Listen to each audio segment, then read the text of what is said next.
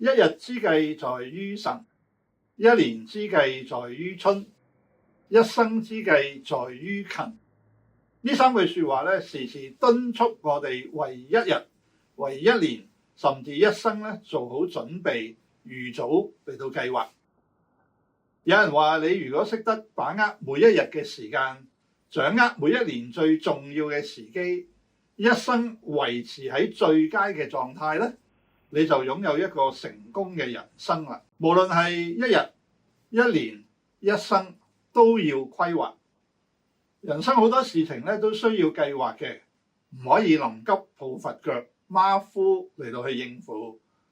進修咧要計劃啦，創業或者轉行又要計劃啦，結婚生仔要有計劃，投資置業要好好咁計劃，退休要有計劃，度假旅行咧亦都要計劃。其實每一日生活細節都要計劃，有好嘅計劃同埋開始咧，就係成功嘅一半啦。營養師話俾我哋聽，早餐要食得好似皇帝咁，午餐要食得好似太子咁，晚餐就要食得好似乞衣。早餐要食得最好嘅，先至有足夠嘅能量去應付成日嘅工作同埋生活。所以我哋一日之計要食一個豐富嘅早餐。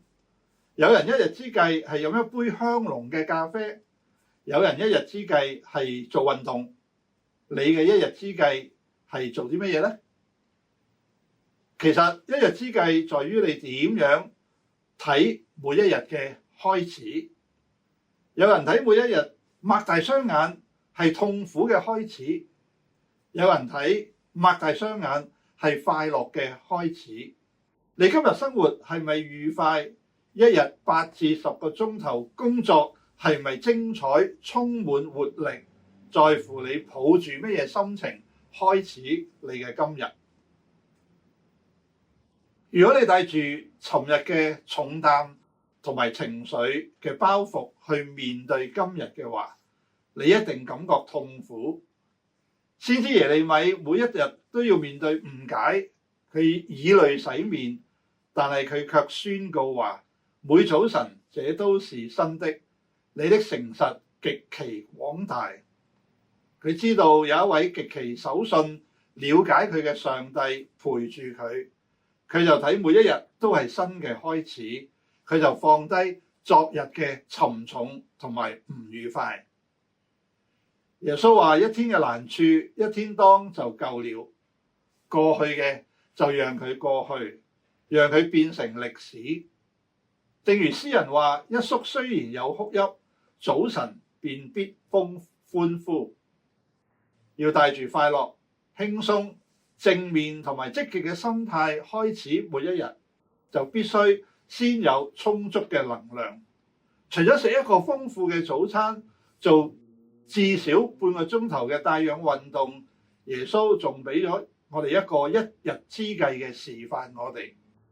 聖經描寫次日早晨，天未亮嘅時候，耶穌起來到曠野地方去，在那裡禱告。耶穌比我哋更加忙，佢要面對嘅人更加多，要應付嘅事更加大，仲要時時面對拒絕同埋攻擊，佢嘅肉體同埋心靈更加容易被耗盡。但係耶穌知道，一日之計係首先去親近上帝，從創造宇宙萬物、人生嘅主宰嗰度去支取力量，否則佢就冇辦法應付生活裏面一浪接一浪嘅衝擊。詩人有感而發話，佢話：耶和華啊，早晨你必聽我的聲音，早晨我必向你陳明我的心意，並要警醒。有一位男士買入咗一座豪華嘅別墅，佢每日放工返屋企，總係咧見到有一個陌生人抬住一個箱從佢嘅後院嗰度走出嚟。有一日，佢決心跟蹤住抬走箱子嘅嗰個人。佢發現呢個陌生人將嗰個箱帶到去山邊，然後將個箱咧掉咗落山谷。山谷下面咧堆滿一模一樣嘅箱。個男士感到好出奇，走過去追問呢個陌生人：點解你抬住個箱從我屋企嘅後院出嚟嘅？